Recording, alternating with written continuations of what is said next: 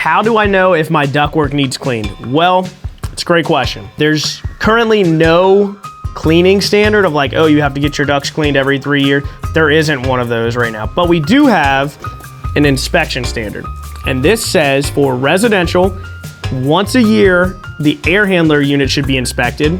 And then every 2 years, the supply duct and return duct should be inspected. And I do quickly want to go over, in a duct system, you have 2 sets of ductwork, kind of like in one set.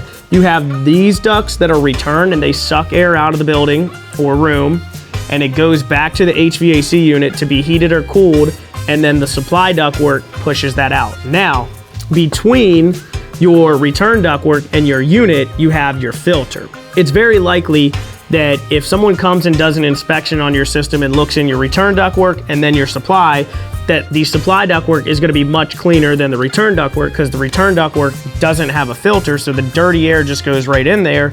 On the supply duct, that air is filtered, so cleaner air is going through, so the supply duct stays cleaner longer.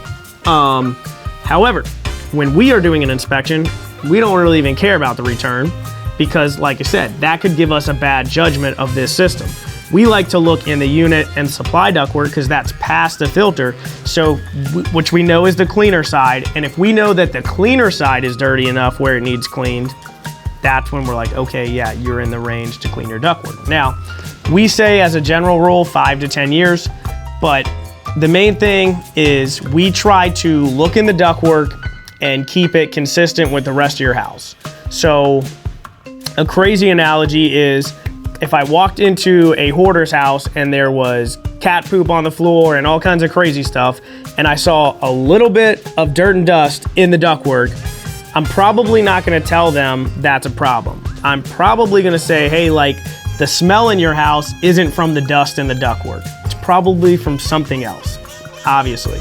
But maybe I go in a really nice house where the cleaners come twice a week, and in that home, they're having a smell issue, and there's nothing else in the house it could be other than we look in the ductwork and there's dirt and dust. The same amount of dirt and dust that was in the hoarder house, but now because of the other environment, because the house's environment, now we have an actual problem.